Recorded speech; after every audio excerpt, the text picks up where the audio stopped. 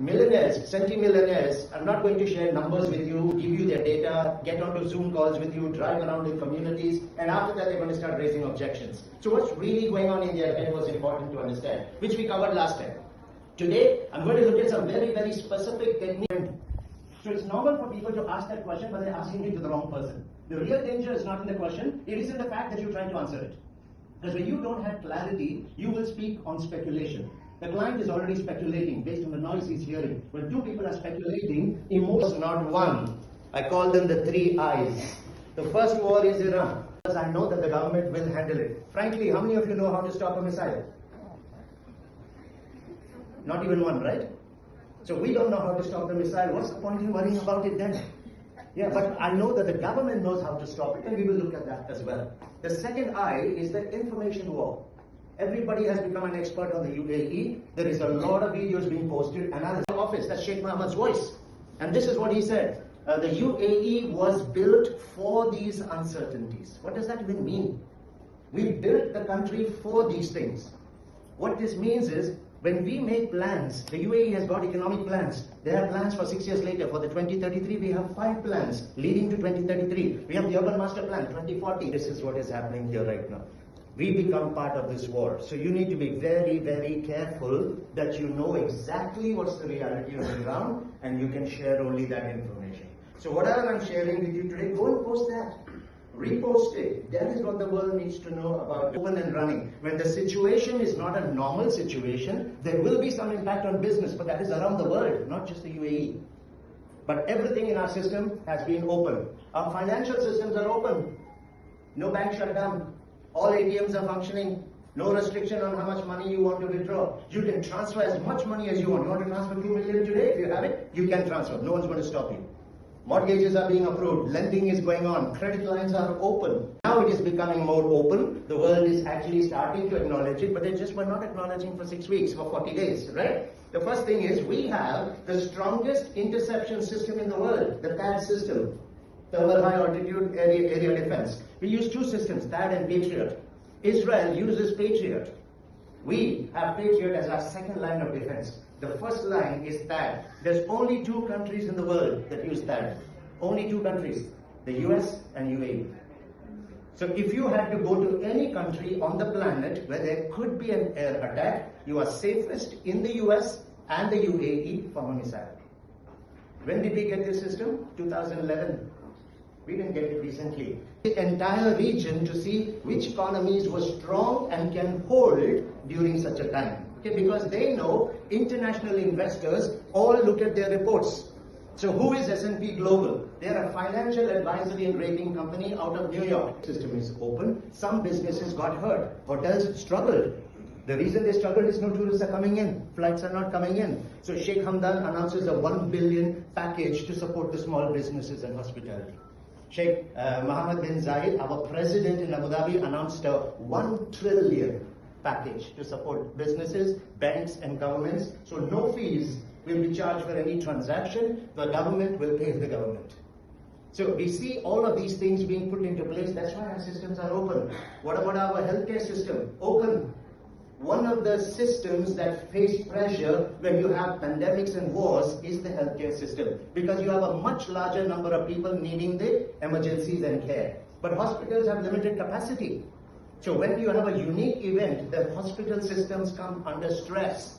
That is the reason why, even in COVID last time, the government was telling everybody, unless it is life-threatening, stay at home. Done. 2 seconds, you'll have your answer and your pitch ready. Okay, post these. This is what has to be out there. Picture done? Okay.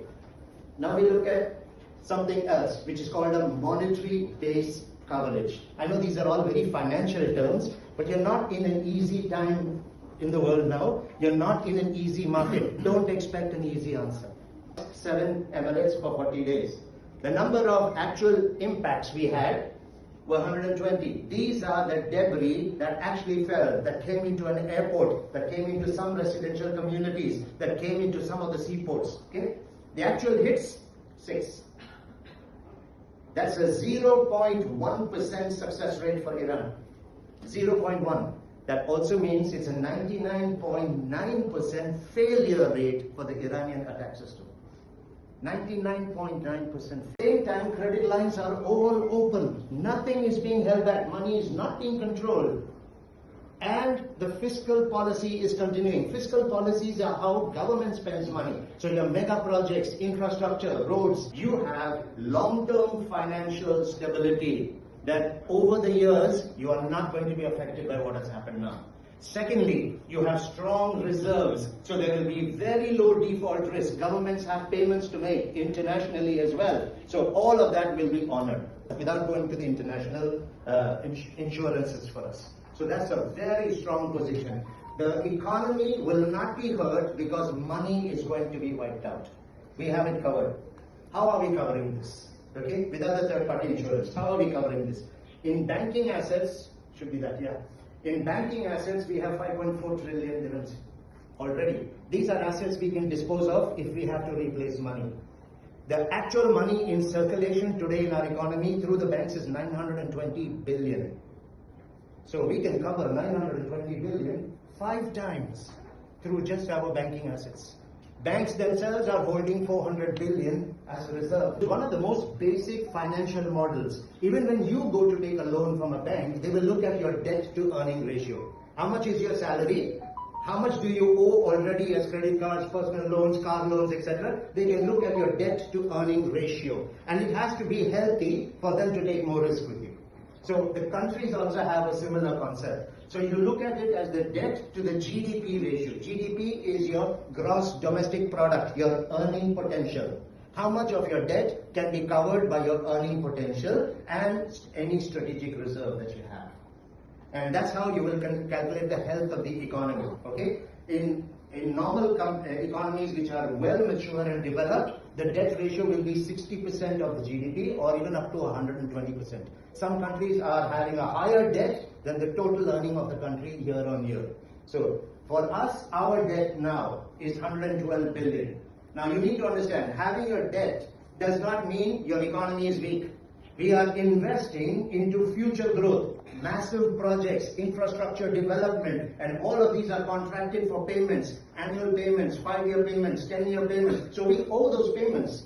But those payments are because we are building the infrastructure to become the #1 city in the world. So that is an infrastructure and growth related debt, which we have to pay based on the contracts and agreements we have with those governments. Over $1 trillion in foreign reserves to honor every payment the UAE has to make with other governments and large companies which are investing and building our infrastructure. Nothing will stop.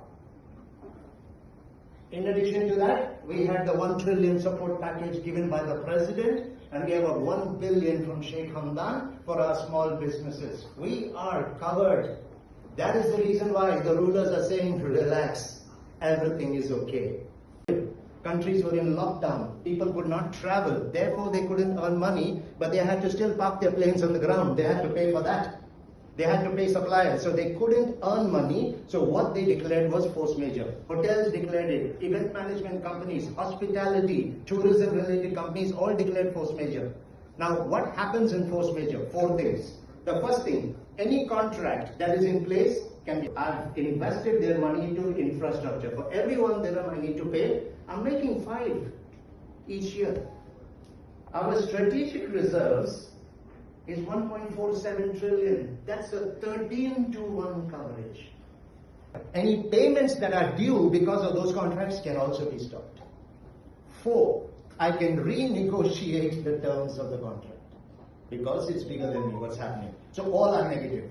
Our president said no force majeure in the UAE, which means no contract will be cancelled, no work will stop, no payment will be held back, and no renegotiation of contracts. It is one of the strongest statements any government can make during a global challenge. It's stronger. Why? Every time an incident happened in the past, we always came out stronger. He said it's going to happen again, don't worry about it.